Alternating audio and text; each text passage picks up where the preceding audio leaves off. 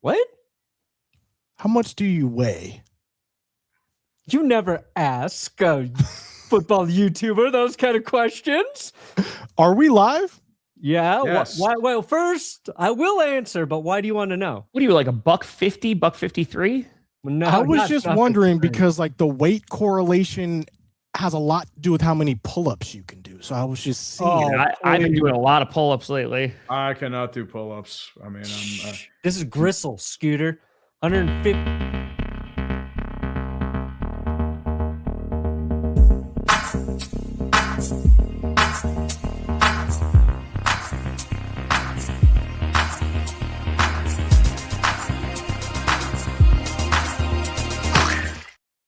seriously imagine this tub of lard doing a pull-up. No.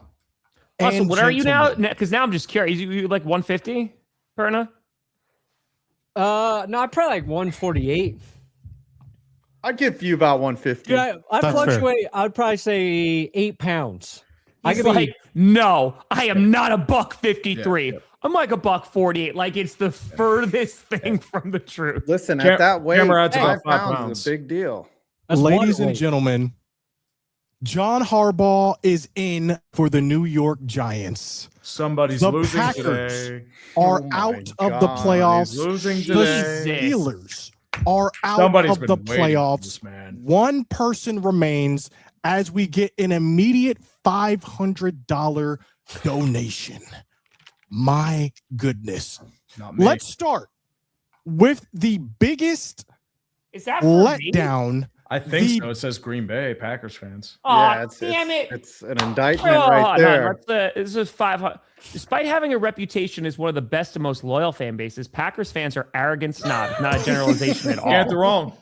While some of the arrogance is justified, true, as Green Bay has been one of the best teams over the last 3 decades, they have a persecution complex that makes them annoying, not to mention they have a penchant for sending death threats to players. I don't think we have the reputation for sending death threats. The last time I think that a good amount of Packers sent death threats was MVS. That Colts game, that fumble game, I'm pretty sure people sent some death threats then. But I mean, you find this in every single fan base, but I also will Yes. tell you, the minute that something goes wrong in Green Bay, Packers fans are ready to fire everybody and lose their minds. You can just check in with one of the. Why don't we start right there? Thank There you you go. for that 500 Here's one. donation. There's But a let's foot. start there with the biggest. Oh, I missed the foot. There's another foot. Ah, Oh, There you are. Oh, I I'm didn't sorry. get to zoom on the excited. foot. suddenly thirsty. Let's just go Aw, straight I'm to sorry, Tom. that's The fair. Packers were up 21-3. This is one of the biggest comebacks in playoff history. What went wrong? Where do you go from here? Did you lose the Micah Parsons trade? We need answers to all of these questions. I love that you just throw that one in there at the end. Yeah, he's got to throw a dig in. What time are the Oh, yeah, Cowboys always playing? does. So I have to, So here's the thing. So it was 21-3 at halftime, and I was very happy, right? Because the Packers offense was doing really well. However, with that optimism, there was a lot of caution. There was Bear fans that were in my chat. They were like, oh, GG's. Of course, we didn't show up the one time, and just be like, oh, you guys won, blah, blah, blah, blah, blah. And I was like, guys, this is not. I was like, I have seen this movie so many times. I saw this movie 3 weeks ago when the Packers were beating the Bears in Chicago, and then they freaking lost. So this ain't over. And unfortunately, to start the third quarter, they go 3 and out. They barely allow any points. They don't even allow a single touchdown in the up until the fourth quarter. But what changed, and LaFleur was asked about this in his post-game press conference. He was asked because obviously the offense is rolling, in that first half. The only thing that they screwed up was the missed field goal at the end. But it was a 55er. It's not like he's going to miss more, right?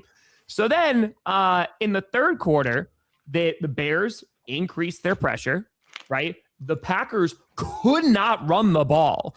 And I mean, it wasn't just like, oh man, they're really struggling. I think they had one run that was above 1 single yard in the second half. They weren't burning any clock. They couldn't move the ball. It was constant 3 and outs. And so they just kept on giving the ball right back to the Bears. And the Bears were having these long sustained drives. The Packers were able to get another turnover. That was super nice. But then they continued to do this. Eventually, Matthew Golden scored his first touchdown, which was nice. But yeah, dude, they just kept giving it back to the Bears and just being like, hey, score points. And guess what? They did. here's my question, and I don't know if you guys have any other questions. Feel free to chime in. Who do you put the blame on for this loss? Who do I put the blame on? I mean, there's a few. A part of it has to be McManus. I mean, McManus leaves 7 points on the board. I mean, so you have the 55-yarder before the half. That one, I'm fine. It was super windy, what have you.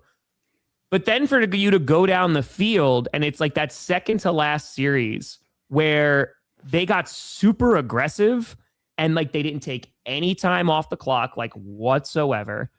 And then you miss a 44-yarder. And before that, you miss an extra point. Even if you hit the extra point, that's a different ball game because Jordan Love moves that team down the field at the very end. They could have just kicked the field goal and we go into overtime. You know what I mean? So like that has to be first and foremost. The second half, the offensive line did not block like at all, like not even a little bit. So that has to be some of the responsibility. I can't even really blame the defense a whole lot. You know, there's individuals who did not have a great game. Don't get me wrong, but I think they did enough to win that game. And you have to look at the offense and the play calling too. Again, they didn't burn any clock. So that comes down to LaFleur. You didn't burn any clock in the second half. And obviously what you were trying to do wasn't working. And yeah, man, it was rough. I just want to say it goes to show you how small the margin of error is in the postseason. Sure. And the Packers could have put this game away in the first half. Look, you can't win a game in the first half, but you can certainly lose it. And I tweeted at halftime, I was like, this game is far from over. And one stat that I went and looked up during halftime, you know, they were like, after they missed that field goal, they're like, oh, but the Packers get the ball at the beginning of the second half. That is a meaningless stat. It's only a 5% advantage for the team that's winning to receive the ball at half. So when I heard that, I was like, oh, the Packers, this is, if they don't write some things here. And I said also last week, I said the Bears have to win this game and they better, and they got it done. So credit to the Bears. They did enough. But man, all those turnovers on downs when the Bears kept going to the roulette wheel and not not coming up big, that I was like, man, you gotta, wow. And that's the thing with the Bears, like they're a team that has done this constantly this season. They just keep on coming back in the fourth quarter. They just don't go away. What was that thing that I literally was just reading that they were making? Ben Johnson was making them like practice out in the cold, like without heaters, and all the players were miserable. And then after Saturday, they were like, you know what? Maybe that did something. Like maybe that actually worked out. So I don't know, man. I mean, it's just Bears fans should absolutely do your victory laps, man. They've been doing it for a week, but rightfully so. This is their first playoff win in a cajillion years. They knocked off a division rival in the Packers. You know. What do you think about Ben Johnson saying "F the Packers" in the locker room? Dude, like, okay, because they won. They can say, they can bring out the cheese graters. They can go and say F the Packers. Ben Johnson can go, you know, do the little handshake and run away. He could do all of those things, right? Because they won. If the Packers don't want those things to happen, win the football game. So there's a follow up on all of this. You guys traded for Micah Parsons. You guys pushed all your chips in the middle. I'm asking, sure, does this close the window a little bit? Are you guys going to be able to retain all the talent, or has the window closed? No, so it's really these next two seasons, but next year is kind of that make or break year. They extended Christian Watson for another year, so he's still going to be under contract. The only other guy on offense that we might lose that I'd be like really concerned about is Romeo Doubs, you know, just because his contract is up. And while he played really damn well on Saturday, I don't know if they're going to retain him, especially if they start utilizing Matthew Golden more. The question, like, we need to figure out a few things. One, how to stop choking football games, because it happened multiple times throughout this season alone. Two, that we need corners and bad. I mean, if we're bringing in Trayvon Diggs, which, you know, Scoots, that was a rough season. When he were like, hey, maybe he could, it's a tough time. So they needed corners before this draft. They needed them going into this season. They only drafted Micah Robinson, who is now on the Titans. And so they have to. I think just by virtue of getting healthier, the Packers will be better. Parsons being back is going to make that team better. It's going to make that pass rush better. LVN had his best season, which we finally need to see something from him. We'll see if Rashawn Gary is going to even remain on the team. He had a really bad season after a good start. And we're going to need to go get some offensive line depth. But I mean, the one thing that I am also pulling away from this game is Jordan Love the guy? They threw 3 touchdowns in the first half. Obviously, that offense completely stalled out in that second half, but I'm not really putting too much blame on Jordan Love. So, I mean, he had a really good season. And I'm really confident with Love. It's just a matter of, is there enough support on this squad to go to the Super Bowl? I think that there is, but then you start questioning your coaching personnel too, and we'll see kind of what that's going to look like after a couple of weeks. I love this. There's a guy named Dante Corleone. Coaching personnel. I don't know if Aaron Rodgers might not be on the Steelers this year. So. The perfect segue. Speaking of Aaron Rodgers, the former Packers, we go to the Pittsburgh Steelers, who were playing the Texans, and they were playing them close up until the fourth quarter. Tree, take us through what was going through your mind in this game. Did you think you had a chance to win this? And where do the Steelers go from here? I think the main thing in that game was simply the Steelers were benefiting from CJ Stroud having a terrible football game. Oof. Mainly, he had 5 fumbles. 3 of them were recovered by him. He was botching a lot of snaps. He panicked. He had a really bad red zone interception. And the problem was usually when you win the turnover battle and only get 3 points off of them, it's pretty dire. But the problem is that the Steelers offense just couldn't do anything. And they've been having this issue against elite defenses the whole year. It happened against the Bills, happened against the Chargers, happened against the Patriots before, happened against the Packers in the second half. It happened against the Browns. But the problem is it's a repeating trend, and the problem is it's just they weren't able to do it. And by the time the fourth quarter happened and Will Anderson was able to get to the quarterback strip fumble, you see Shelton Rankins run all the way to the end zone. It's just like, crap. Well, shit. And then it just turns into crap. A bad 3 and out. And then I like how he self-corrects. And then it just turns into this really punishing drive where the defense just gets exposed. Christian Kirk turned into Julian Edelman out there. It was the Woody Marks touchdown that was the dagger, and it turned into a complete blowout. It just took 3 quarters. And I think the issue is it's just like it's the same thing. I think that's the issue. I mean, I kind of was hoping that they would win. But at the same time, it's 7 straight playoff losses. You haven't won a playoff game in a decade. The organization fancies itself a Super Bowl contender, but the problem is it was a long time to make a change. And the sad thing is, speaking of change, Aaron Rodgers, your franchise might be the one with the most change this offseason. QB change potentially. Already the head coach is out. Did you expect this head coach, Mike Tomlin, getting fired? Who do you think are some capable replacements? No, let me correct Run here. He wasn't fired. He stepped down. Yes, sorry. RD2 was never going to fire him. Down. Have some respect, Scooter. Yeah, exactly. God. Respect the tradition of Steeler football. No coach is fired since before a man walked in the room. But as I said, it's just I was legitimately kind of surprised by it. I thought he would stay at least another year because he was tied with Chuck Noll for the team's coaching or win record for coaching. So I figured he'd be able to stay that. I was cynically thinking, okay, they'll roll it back. They'll bring back 42-year-old Aaron Rodgers because he is the best option, sadly, because there's nobody else out there. And then you would probably, you'd have Hayward back. You'd have TJ Watt hopefully healthy. You try and roll the dice and see where it lands. But I think Tomlin understood this team was going nowhere. They were stuck. I think the problem is you're losing talent and you don't have high draft picks. And it's aging. That's the problem. Yeah. Like your team's aging. Hayward's 37, Boswell's 35. Time. Watt had a down year. He's 32 coming into a major extension. Rodgers is 42.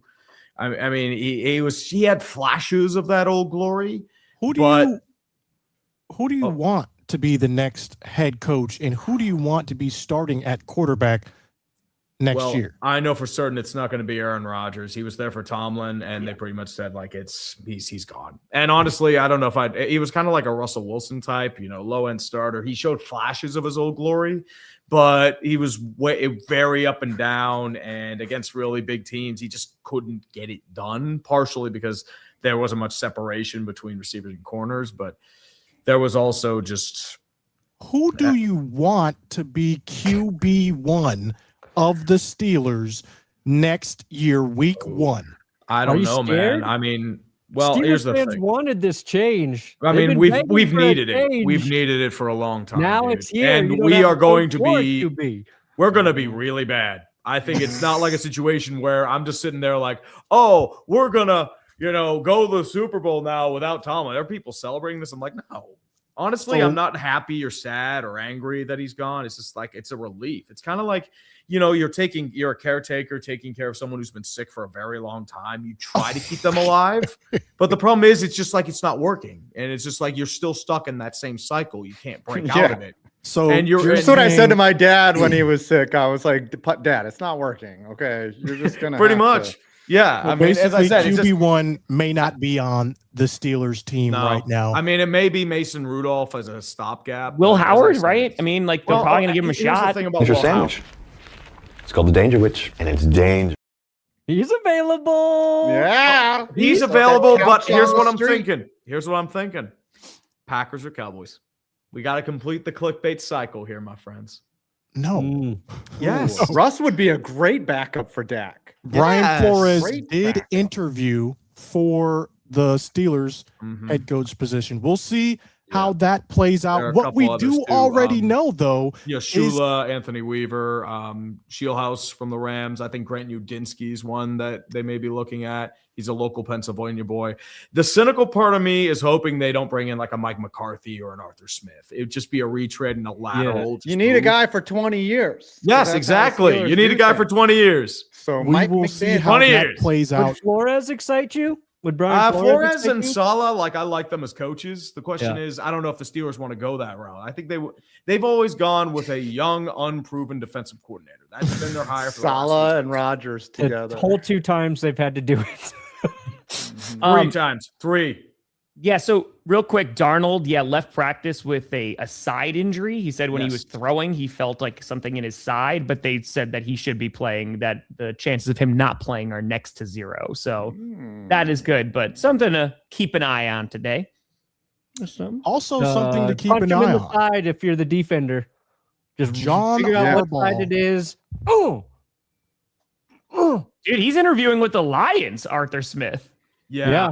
Have fun with that. Please take him. It just actually came out from take him instead of Mike from McDaniel, local beat please. reporters that all assistant coaches are free to pursue other jobs in interviews. So all I think Arthur assistant Smith is coaches. gone, which is like, well, see ya. Bye. I mean, don't get me wrong. So Better is than John Matt Smith. Canada, but that ain't saying much. This is my 7th time trying to transition to John Harbaugh being the head coach of the New York Giants. He is officially the head coach for 5 years, $100 million. He's getting paid like a top tier player. What are your immediate thoughts on this hire? Will this move the needle for the Giants, or will they be picking in the top 5 next season? 5. A lot of Giants fans are acting like we just hit some type of lottery or something. He's just the coach, okay? And if you watched the Giants play last year, their main problem was blowing leads late. Yeah. And your what hire guy is blows John leads. Harbaugh's main problem? Keeping leads late. So that is a little cause for concern. Listen, I don't get excited for off-season wins. I get excited do. for They're sick. regular season wins. And John Harbaugh is going to have to put up or shut up. He's going to have a little bit of a leash. I mean, if all he has to do is improve 4 wins to get to 5, to get to 6 or 7 wins. But it does show you that he wanted the opportunity. He sees potential. Out of all the teams he could have gone to, number one, the Giants probably offered him the most monetarily. Oh, yeah. Number They locked him in the two, room. I mean, he picked the Giants, so he's going to bring competent coordinators. He's had a quarterback like Jaxson Dart and Lamar Jackson. Now, I'm not saying that Jaxson Dart is anywhere near Lamar Jackson. I'm just saying Yeah, they no, live. they're he's They're making in the 17. same. I thought They're in the JPH. same genre of quarterback. Just kind of mobile and doing dumb things with the ball sometimes. It speaks to potential, but I'm not super excited about this. I need to see results because that's all that we go for, So we'll see what happens. We'll see what they do in the draft, whether they take an OT or a guard or a wide receiver. But I think Shane unless they make the playoffs next year, Shane is probably out and Harbaugh is going to want his guy in there at some I point. thought he was making like 17 mil in Baltimore. Yeah, I 17. don't think he was making 20 because Yeah, 20 he got a puts raise. him in the upper echelon now of highest paid coaches.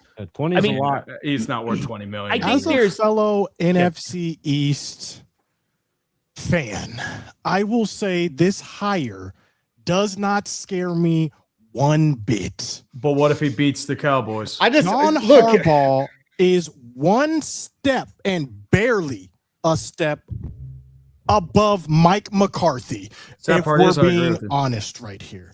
This man had generational talent in Lamar Jackson and Derrick Henry and squandered that. He couldn't even beat the Steelers this year to get into the playoffs. Tyler Loop would have made that kick. I think the I thing am too not is he afraid still would have been fired even if they whatsoever did make of that this kick. hire. He's 63 years old. I don't see what type of you want to talk about him changing the culture? What culture is he going to change? I'm Look just at saying. Ravens culture right now. It's actually You're damn telling good. me this is a culture hire? Good luck. You're picking top 5 for the next 3 seasons. This does nothing. Okay, receipts. This is Giants Receipts. culture. This is who you are, Mike McCarthy plus.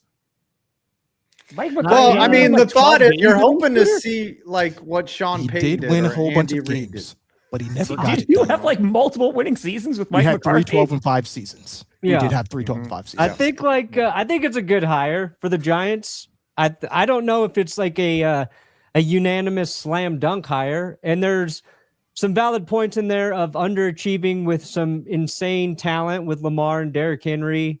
I agree with all of that, but in terms of I think what the Giants need at this juncture, like John Harbaugh makes a lot of sense. He's bringing in Todd Monken. I like that fit with Jaxson Dart as well, and I think Adams' comp of Dart and Lamar in terms of how they're playing early in their career right now, that makes sense too. Jaxson Dart, 487 rushing yards, I think, 9 rushing Yeah, he's touchdowns good for last season. Like, he ran a lot. Now, I think one thing Dart can learn from Lamar Jackson is how to avoid contact at the end of some of those runs. And even as Lamar was very good at that, he still had some injury issues, not usually from running either, by the way. But I think like the Ravens this season was really a bad season for them in terms of underachieving. And I think it's easy to look at that season and go, John Harbaugh was bad. He needed to go. Everything there sucked. But overall, the overall body of work with John Harbaugh is very good. And you start nitpicking Is it though? Harbaugh and the Ravens losing in the playoffs, and that is big. Like they blew it against the Chiefs.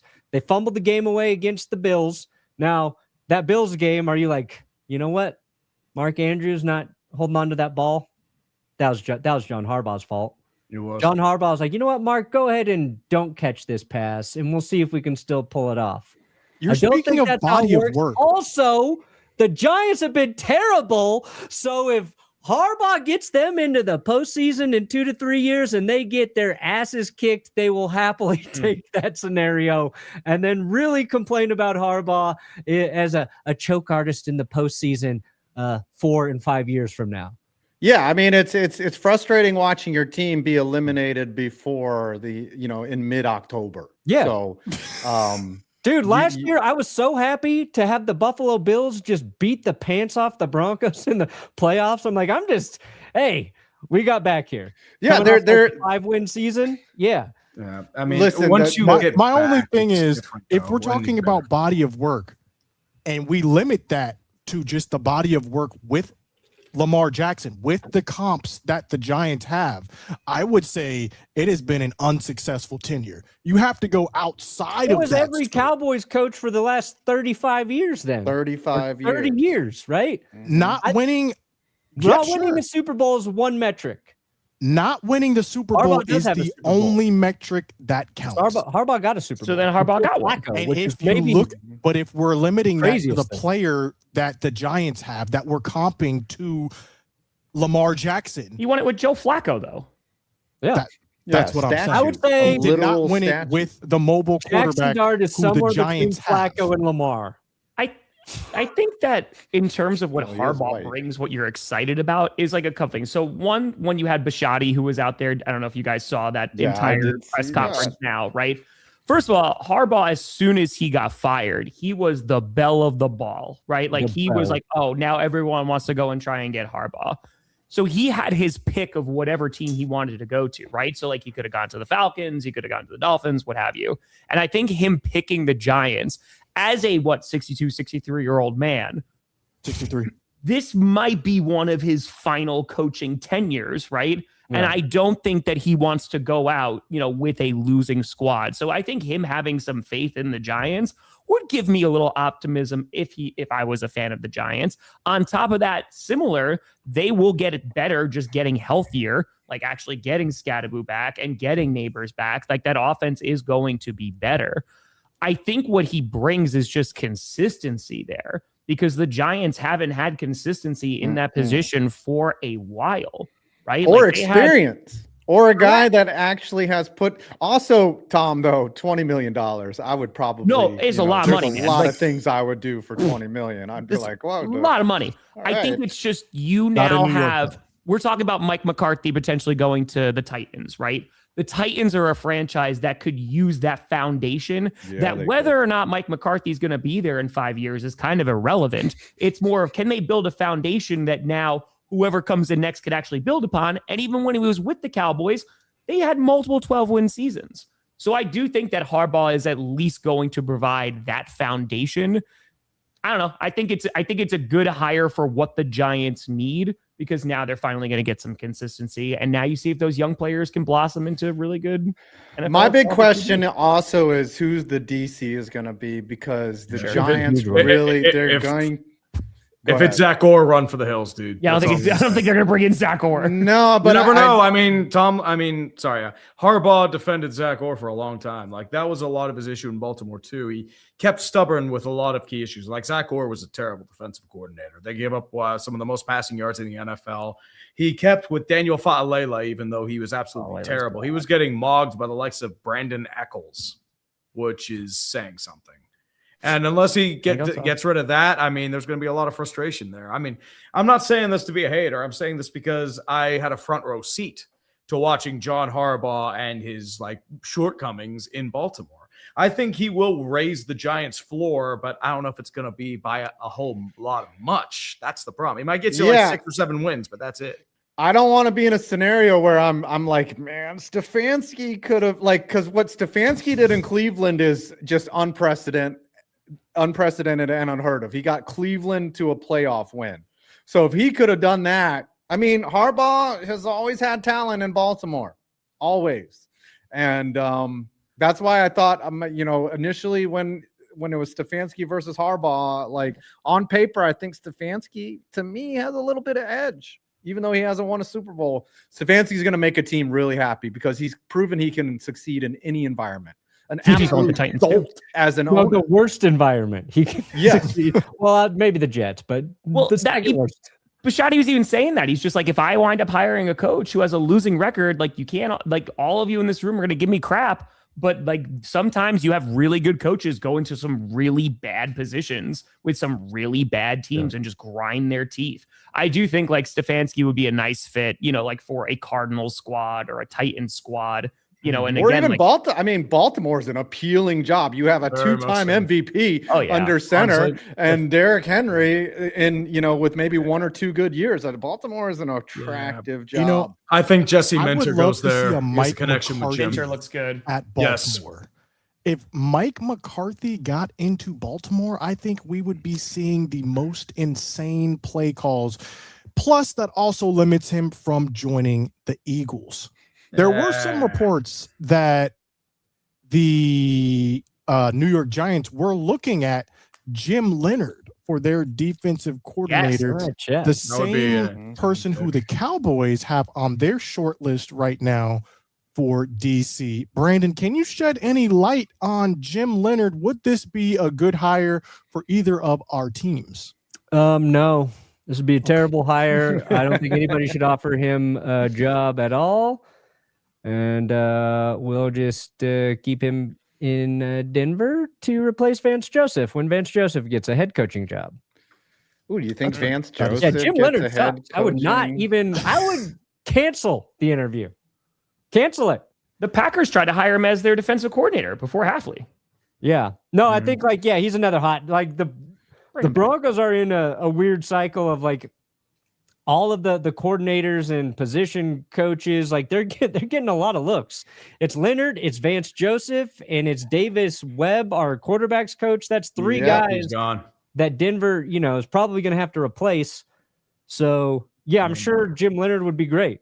Sure, Do that would these be- guys have like PR teams like that hype them up to the media? What do they do that's so much better? That's making them so attractive. Everyone Because wants they are everyone winning wants a teams. winner. Winning teams. Everyone We're a loves one winners. seed. That's what.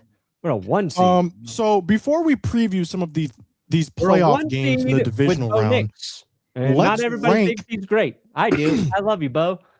You're yeah, great. he has Bo. done wonders with Bo Nix. Let's rank the openings I would love of head Kubiak coaching going positions. What is the most desirable position available right now? We can start at the bottom if The you'd like. Browns. And I wouldn't say it's the Browns. I would actually say it's the Dolphins. Can we get a Ooh, consensus yeah. on this? You think the Real quick, Dolphins is Dolphins the do most have money. desirable? Kubiak? No. No, The worse. least. Let's go. Yeah, let's go bottom up. Kubiak's Dolphins is a terrible position because Ross not going to give you any support, and Tua's cooked. And so you're looking for a QB and basically a whole new roster overhaul. The only appealing thing about the Dolphins is hopefully they give you 2 or 3 years to fix it, but I doubt that. I doubt Him or that. Minter. Minter's name's been coming up a lot for Baltimore. Yeah, I mean, you already have the connection with John Harbaugh, Jim Harbaugh, and you already have like that sort of connection there. And he did a tremendous job with that. He did. Also, the Cardinals is a bad job. Yeah, I would say bad so. opening. I'd go Browns, Cardinals, then Dolphins. I'd say the Honestly, Browns is the worst. you guys are missing a big one. The Titans. I think they are a terrible. Yeah, but at least Yeah, they but They have Cam Ward, though. Oh, you have They Cam Yeah, Ward, but the Cam problem Ward. is your ownership is completely inept, and you've been through a wave of instability. So is in terms of your Arizona, ticket. so is Cleveland, but at Yeah, least but they got here- a quarterback there. And You're also moving You're moving into a new stadium. They're gonna max that cap, get you all the best players because they want to win in that new stadium right away. Like I think Tennessee's a good. Like on paper, yes, it's probably a bad job, but the way that they're going to put effort into winning in the next couple of years is probably a good job. We'll see, but What be do we careful think because the about Titans had a Baltimore? lot of cap space 2 years ago, but then it blew up in their face. They spent a lot of money on that the Steelers offensive lineman. Yep, Dan Moore, $50 million guaranteed. Oh yeah, Yeah. have fun with that. Dude, Have and their fun. offensive line was like It's atrocious. One of the worst They in had a the run league. game for like 3 weeks. Yep. Where are we ranking the Ravens on this list? Is this a desirable job or a I think it non-desirable can be job? a desirable job. You have ownership that's willing to pay for the pocket. I think you have a passionate fan base. You have an all-pro quarterback who will probably get healthy. You could keep Derrick Henry. You do have weapons, Zay Flowers. You do have you have a question with Tyler Linderbaum at center, so you may have to overhaul that. Defensively, you need some work. You don't have much of an edge rushing crew. Roquan Smith did not accrue a fumble, an interception, or a sack this year. Your corners have a lot of issues. Your game changer there is Cal Hamilton. But I think the thing is you do need sort of like an enema or like a sort of just exorcism of old demons. And I think How it did we is forget about the Jets being an awful opening. They'll a just change the terrible Madden opening. ratings. They're What's good. up, America, by the way? Would The you Jets are rather a be the head terrible coach opening. of the Jets or the head coach of the Dolphins if you had to choose one? Dolphins. Oh, at least I don't pay income tax. Oh wait, the Jets don't have an opening. What am I talking about? Aaron Yeah, Glenn Jets is don't have still. an It just opening. They got feels Aaron like Glenn there- still. it I mean, feels honestly, like the Jets there should have is an an opening, opening. though. And they'll Yeah, it probably feels fire like- him next year. I'm like, you know? wait a minute. Why am I forgetting the Jets? Oh yeah, that's right. Yeah, this is your highlight right here, man. This is your main perk of being in New York. Maybe the Raiders. Fancy dancing moves, baby. The Raiders are like a pretty bad opening too, but they're getting the Mendoza, so that's like that puts them to the top, I think. Yeah. Is, Mendoza. See, Ron. Okay, so still some speculation out Oh. there, but let's. What's go ahead, real Tom. quick? Who was and apologies because I'm just not following a ton of college football because I'm not at draft point yet. Who was the quarterback who just said that he's going back to school? Dante So Moore. that's Dante the Moore. Oregon quarterback. Yeah, so that's real interesting, right? Because the Raiders, 99.9%, they're probably going to go and get Mendoza, right? Most likely that they're going to. I mean, they need an offensive line, they need a lot of help, but if they like Mendoza, they're going to go get him. I think it's going to be really interesting, like these top 5 teams, you know, who they're going to go after, because like the Cardinals are sitting there at number 3. I don't think they're going to spend that on a quarterback, even though they need a quarterback but I don't know who's taking that Kyler Murray contract, just like I don't know who's taking that Tua contract. It's going to get real interesting on those top 5 picks. Yeah, And and this- the Giants beating the Raiders really screwed them because Moore not coming out, there would have been a bidding war for that Yep. number 1 Exactly. overall pick. Exactly. That was a If big you lost to the sliding doors Cowboys- moment. Just saying. Mm-hmm. And now we have the 12th and 20th overall pick. Did you think this pick would be this low, Tom? Don't lie. When we had Micah Parsons, no. Okay, that's But fair. then after the Denver game completely like lowered my expectations of how this team could potentially go further. It was going to have to be through the offense. I mean, just the defense started playing worse.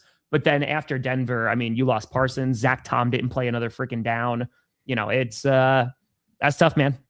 It's hard when That you is play the tough. Broncos. That is This very is the tough. last time That's that all I happened. This know. actually, In I want to August. get your guys' opinion on this, the quarterback going back, because this kind of speaks to a larger issue of NIL funding.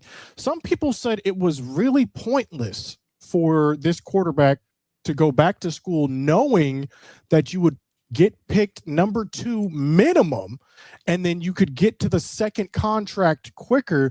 But I think this is a larger issue. He is getting a bag to go back to Oregon. What are your guys' thoughts on players going back just for a bag in college to play one more year, especially knowing they could have gone super high, top 5 in the draft? To avoid the Jets?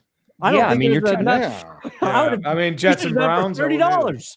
Yeah, he's going to get ruined. But the thing is, too, like the old Free appeal lunches? of All right. people declaring early for the draft was always that they weren't getting paid in college. They wanted a quick payday, especially Correct. if you're first overall. You don't have that anymore. Now you have guys where you have a lot of different money. It's become the Wild West in college. You have private equity coming in. You have investors like, for example, high. BYU had the Crumble guy throw money to keep their head coach around. You have a lot of money being thrown around willy-nilly.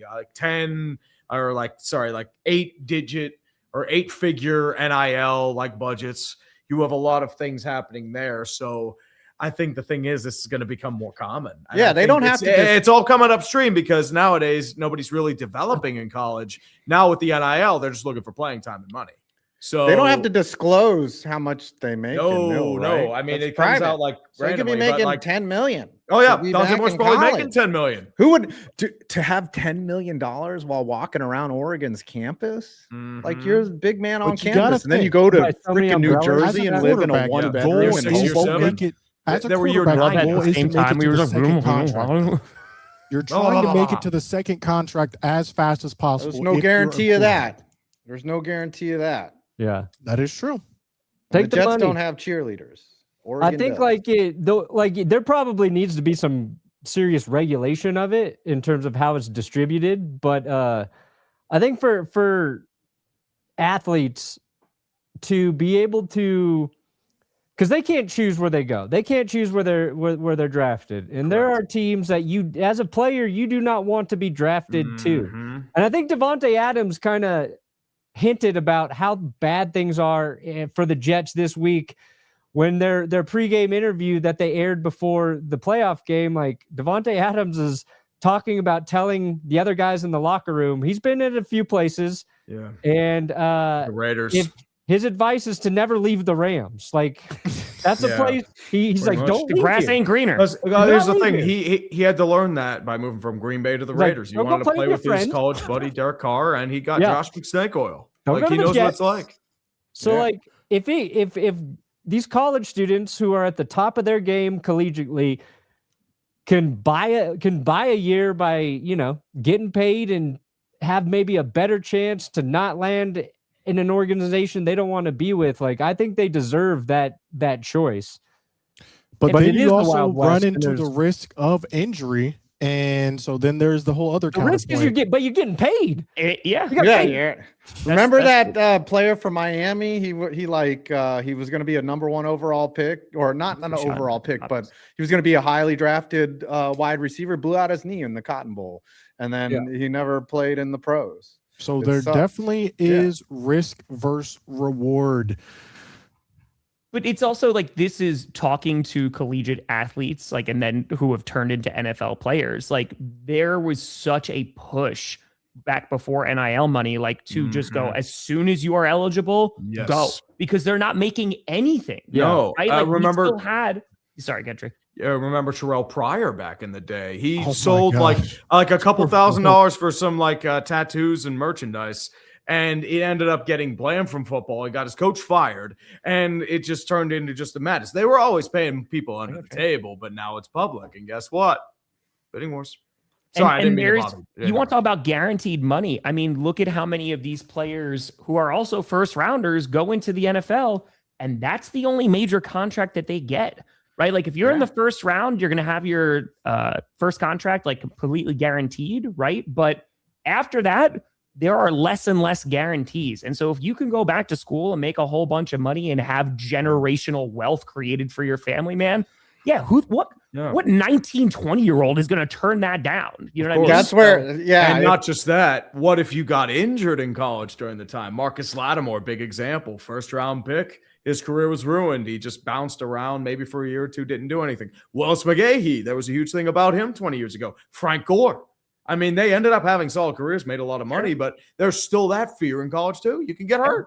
And just from a football perspective, for quarterbacks specifically, I think playing longer as a quarterback in college right now is really beneficial. I think the quarterbacks you see struggle the most are the ones who played like the least in college, and they're getting drafted based on their talent projection. Like I Jaxson think Dart. Dart played a good amount at Ole Miss. He played like a year. Anthony Richardson though did not play a lot in college. Bo Nix played a ton, and that was viewed as a knock on him, right? Well, I think the Clickbait. problem is, like we've already seen a lot. There was a lot of issues with him at Auburn. I think that was a lot of things holding him back too. But like, no, but the problem is with playing more, you kind of reach your ceiling. That's the thing. I think reps are good. I think it's good for the quarterback in terms of how they'll be able to develop once they get to the NFL. Other positions, I think it's a little bit different, but quarterback, like you want that guy under center. Well, not, I mean, they rarely go under center in college, but you know what I mean? Taking snaps, getting reps, throwing the ball, doing that stuff. I think the thing too is it used to be the other way. It used to be you want them fresh, young, and then come and develop under you. But we've seen the development the NFL has with quarterbacks and how it has been. You can't afford that with the first year contract. You can't afford it anymore. But let's switch over now. Let's switch gears and let's go to divisional round predictions. We do have one Clickbait member standing. The last man. And no, why don't we just start I am there. Tim Allen. I'm the In last the divisional man round. You are taking on the Bills. What is your confidence level? Are you scared? Let the people know where you're at, Brandon Perna. Scared? You think I'm scared, Scooter? We are going to punch Josh Allen right in the mouth and the wiener as well. Dramatic music. Look, these were my picks from last week. It didn't save the one that we worked on together. I thought the Jags would beat Buffalo. Like everybody else did. I'd rather play the Bills than the Jags at some point. So this, I think, works out. Save you from the Texans. Yeah. Well, Denver played the Texans. We beat them once. So I'm not like, and I know they also didn't have CJ Stroud for most. Yeah, because we took him out of the game with our physical dominance. We dominated him physically, Tree. We beat his ass. Dominate physically. I mean, a little black to the helmet, not too bad. Yeah, he's going to be scared. He's going to be scared if we get them. He did not look good in that first 3 quarters. So you're telling me you believe in your heart that the Denver Broncos will be playing to go to the Super Bowl after next week? Yes. Also, I don't know. Look, do I want to play Josh Allen in the playoffs? No. Because unlike you, Scooter, I recognize he is an elite quarterback. The best quarterback of our generation. Better than Patrick Mahomes. Retired? Way better Yes. than Mahomes. Yes. What position they were in? Look, I said this. They're I equal. said this before the show. I think that the Bills are the best matchup out of the remaining teams for the Broncos, other than maybe the Patriots. But I think the Bills are just so banged up, and the Broncos defense is very good. And they're gonna harass and make Josh Allen's life very uncomfortable back there.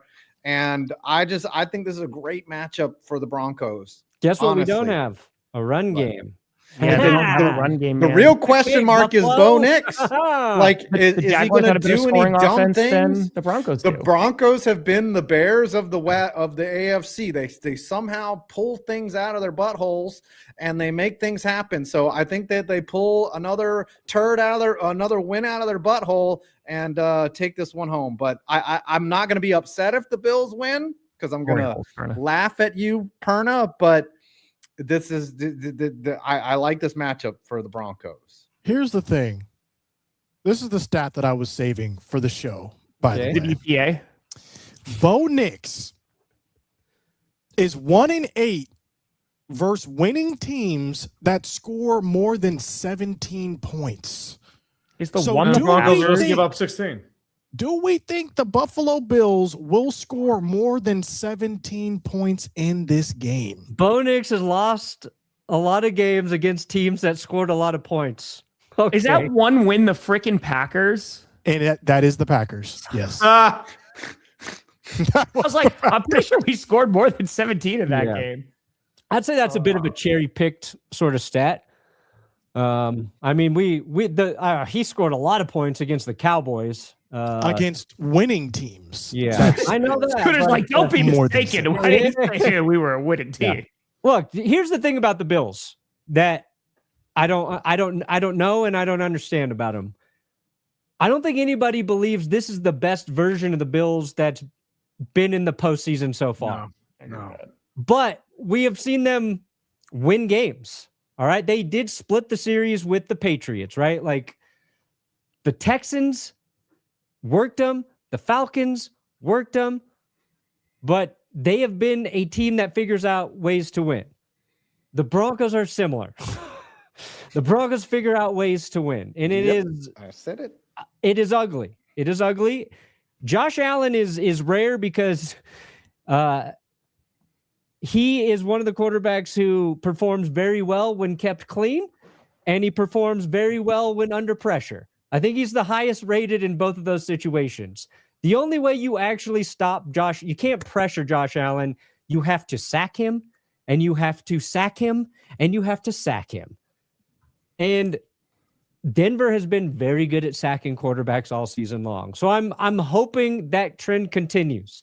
Their defense has been very good. Dre Greenlaw is going to play. That's huge for the Broncos linebacking unit. But I don't know. This game to me it's a coin toss. It's a coin toss in so many areas. And yes, the Bills' run defense has been their big flaw. But the Broncos, like since we lost J.K. Dobbins, our run game has been wildly inconsistent. And even if the run game was working, do I think Sean Payton would continue to run the football? No, I do not. I do not think that for a second. I think he would try to one-up Liam Cohen and go, oh, We ran for 200 yards in the first half, and then we did the second half without throwing the ball once at all, Liam. I'm the greater offensive mind. I figured it out. Pay attention to this 5 because this is Harbaugh too. I don't know what's going to happen. The stubbornness I don't. is alarming. Let's take a vote. Who do we think is winning this game? Who do you have winning Broncos. this game? What's the score going to be? Broncos 20-17 on some BS late. That's the exact score I was just going to say. 2017. I think Josh Allen is going to Josh Allen all over the field. I don't know why. Yeah. But my scaring thing about the Broncos is not Nix. It's actually Sean Payton, as you had mentioned earlier. I think, as I said, like he's going to get really cute with the drive and just derail them. That's my worry. So who are you taking? I think the Bills. Last second field goal by Prater. I'm also going the Buffalo Bills. Let's go Buffalo. Now I might want to take Tiebreaker. 220. On paper, so this one was a tough one. On paper, the Broncos are a better football team, but also like they were able to win against the number 1 rated run defense last week in Jacksonville. Yep. And like that goes, okay. And the Jaguars scoring offense is better than the Broncos. And so I honestly, if they're able to force Bo Nix to throw some interceptions, just like they did Trevor Lawrence, I think the Bills can come away with this. It's just, you don't know. The thing that concerns me, of course, if you're the Bills, is that defense. You know, they're going up against the second rated best run defense in the league. So, you know, I don't know how effective James Cook is actually going to be in that ball game. I am just going to go with the experience of Josh Allen over the experience of Bo Nix. Wow. Final GPS betrayal. You've seen it on Clickbait here, ladies and gentlemen. Let's move the Bills forward on that. Who else do we have playing in 49ers Seahawks that night? I think this is the game that, like, man, that would be one hell of a freaking win if the 49ers pull this off, but it's going to be tough without Kittle. Love you. I think the 49ers should have lost to the Eagles, but the Eagles, like I've been saying all year, are fraudulent. Kevin Patullo might have been the worst offensive coordinator in the league this year. And he only got promoted. A.J. Brown played the worst game of the season. He's running himself out of filling. So the 49ers shouldn't even be here right now. Well, tough. I do not think they're going to win that game. I think the problem is like the Seahawks defense. I think they crushed them in week 17 unless they find a way to break that, especially without George Kittle, who has a torn Achilles. I don't know if they find an answer. I mean, maybe Sam Darnold's out or maybe he's banged up. No, but they said he's going to play. I mean, it's the risk of him playing is not playing is very, very low. That's what I figured. But at the same time, you have to consider, like, unless they find a way to break Seattle's defense, I don't see a way for them. Yeah. And it was a great season, all things considered. But, I mean, does Fred Warner play? Because they say he's really close. No, I think Kyle Shanahan should be given. If you included the playoffs into Coach of the Year, Kyle Shanahan, the job that he's done with this banged up Niners team, I think they've just lost too many parts. Like, it's one thing to lose a player in game and adjust and have someone step in the role. It's now really different with Kittle out and all these parts just missing.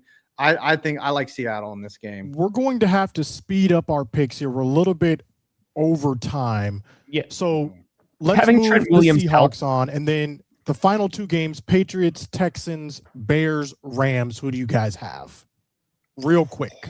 I think Texans take the one against the Patriots. Their defense was a unstoppable swarm. They suffocated the Steelers. And I know they've had this issue against elite defenses, but they are a legitimate unit. Like, that is a defense. That is the defense Pittsburgh pretends they have. Like, it's just they destroy people. Their front edge still got anywhere. They tried to get the ball out quick. That didn't work. Their corners are shut down. Their linebackers are solid. I mean, that defense, if CJ Stroud stops with the mistakes, they're going to the dance. Yeah. Simple as that. So you like the Texans? Is that consensus? Texans? Yeah, I mean, the Patriots only put up 16 points against the Chargers. If they're going to have negative points, have a very good the Texans are. And Jesse Mentor's a really good coordinator too. I'm going to say Patriots. Elite. And I want to go with the Patriots as well. I just think CJ Stroud has been underperforming, and that is the least worst adjective I could use right there. The Texans won in spite of CJ Stroud. And I don't think he's going to fare any better against the Patriots defense. He got it together in the fourth quarter. The thing that was really interesting is because people have been mocking the Patriots pass rush all year, but them getting Milton Williams back, like they destroyed Justin Herbert, right? Well, like they have no O-line. Their O-line are pylons. The thing is, like, right behind Justin Herbert is Drake May, who got sacked a ton of times this year too. And now going up against this Texans defense, like Drake May had a couple of turnovers as well in that game. Yeah, I'm just going with the stronger defense right now. The other thing the Texans do that makes any other team jealous, they only rush 4. They only rush floor because they don't have to rush anymore, man. They beat people. They run stunts. Like it's pretty to watch. So it's 3 for the Texans, and then finally our last NFC game. Who do you guys have? Bears. I know Tom is picking the Bears to win this. This is the game right here. Dude, Bears I would not be surprised at all if the Bears win this super ugly and Stafford's just not great in the cold. He's got like a sprained finger on his throwing hand. I would not. I'm picking the Rams but the Rams, dude, they scare me with how inconsistent they've been. They play with their food. Yeah, I don't know. They're the better team on paper, but that doesn't mean diddly squat. I could see them getting a few turnovers. They've been opportunistic all year. It's being played in the cold. The Rams can score on that defense 1,000,000,000%. If they could score more than 21-3, they should be able to win that game. I'm going to be honest. I'm going to take the. Oh, go ahead. Go ahead, dude. I'm going to take the Bears by devil magic. Caleb Williams in the fourth quarter is just like, he just does things that you're like, how is this a human being? So Bears by devil magic. I got the Rams. They're going to run. The Bears will run out of that devil magic. For some reason, it worked on the Packers, and I'm thankful for that. But the luck runs out against the Rams. Matthew Stafford has experience, and he's going to show it in this game. Tree, what are your thoughts? The bullshit may not be real in Pittsburgh, but the bullshit is absolutely real in Chicago. I am expecting a fourth quarter comeback by Caleb Williams. You can't spell cinema without Iceman, as a wise man said in the NFL comment section on YouTube. That's how we do it, son. Last second field goal by certain Cairo Santos. Stafford does have a losing record at Soldier Field. Yeah. I think what should scare the Rams is it's not the cold, because last year in the playoffs, they played very well against the Eagles in that snowy, cold game. They're the only team that played, fairly well against the Eagles. And that was a close game. I think in that game against Philly, though, the thing that won it was Saquon Barkley, right? The Bears at times have looked like they have an unstoppable run game. It has not been as dominant lately, but I think if the Bears win, we're going to be talking about Swift and Monangai as the reason. But I would say I think the Rams are gonna win. Give me too much credit. So okay, I'm going to say the Rams. It's only 99 yards against the Packers on the ground. Divisional round. We're gonna have some good football this weekend. I'm looking forward to it. See how it plays out as we go to the countdown. It's gonna be cold.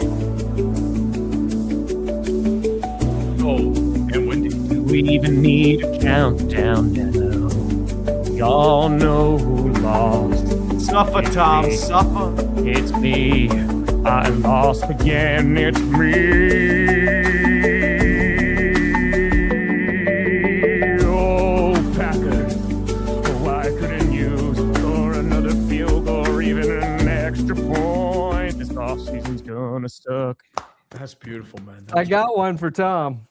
I got 33.95. I got 50.98. Thank you. 102.11. Contribute 102.11. This one is not 906.94. With no suspense whatsoever. $500 donation to start ripping on Packers fans. So. Do you have to get a cheese grater? Do you have to order a cheese grater and wear it? Yeah. No, that's too easy. It's too I would say easy. cheese grater hat and then a video praising the Chicago Bears. I think he has to show up dressed as Caleb Williams Iceman for an episode. I want blue and paint his nails. Iceman skin. I want frosty hair, and I want a Caleb Williams Iceman shirt. Bill Swersky's super fan. Ooh,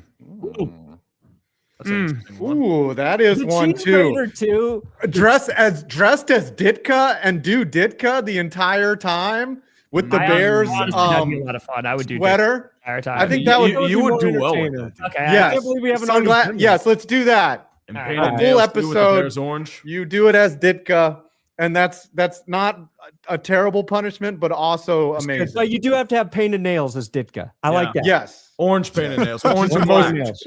that is the most striking dichotomy. Mike Could you Ditka. imagine Mike Ditka walking out with paint? Well, he did wear a dress. He did, He did. or he No, did that Ricky thing Williams- for. wait, one of them did. Who Yeah, wore it? Ricky Williams wore a wedding dress with Mike Ditka. So, all right, next week Make it happen. as Ditka with the Yeah, sunglasses. fake and mustache. everything. the whole My night. draft game. What do you guys have That's so coming funny. out? On your I channel? have a video on the Polo Grounds being much weirder than you remember them being. A Part what? of my stadium, the Polo Grounds. Remember in New York? Yeah, you don't remember. No. It's these always do Like, well. no, I don't.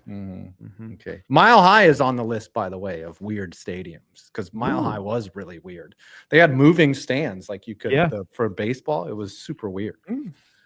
Okay. Be on the lookout for that. Perna, what is dropping on your channel? We'll have a John Harbaugh video up tomorrow about whether or not he can actually save the New York Giants. Spoiler alert, he cannot. Tree, what is coming out on your channel? I'm working on a couple right now. First one is on the quarter hacks, mainly quarterbacks who survive and are able to find starting jobs despite, certain like talent limitations. And also the Pittsburgh Steelers wide receiver crush out factory. So I'm working on a few of those as well. So they may not be out this week or next week, but I've got a few others I'm cooking too. I will be looking forward to that. Tom, what is dropping on your channel? I'm working on 2 videos. I don't think I'm getting either out today, though. It's what's next for the Packers. Kind of talk about the whole LaFleur saga and kind of just where what next season looks like. And I also really want to do an NFC North skit really bad. I'm going to try to get that out tomorrow. So we'll see what happens. Absolutely, definitely. I just want to say one thing before I leave. I I have saw the something. NFC East meeting finale sorry. question mark dropping Question. tonight. So They are all be on gone. the lookout for that one. And yes, 5. What were you going to say? Oh, I just saw this thing that says like the most effective thing to help you to feel better. You know what the most effective thing is? It's not therapy or calling a friend. You know what it is? Jerking off. Well, Do that close. research, baby. Do that research. Know the company. I know the In answer. the time. It is rubbing one out. Yes, it is rubbing out a fat batch Practice interview to questions. some alt porn. I did this. It's exercising. So everyone go People out build and their resumes. exercise today. Yes. Jacking off. Hey, is not you bad. can take that. You can turn that into a workout. Yeah, were that doing sounds like so an well. Olympic sport for you, Five. We were doing so That's why well. Scooter wanted to know how many pull-ups I could do. Well, there's always going to be shenanigans and madness here, man. You know that. I'm Tam. This has been Forearms are another episode. unstoppable. Are we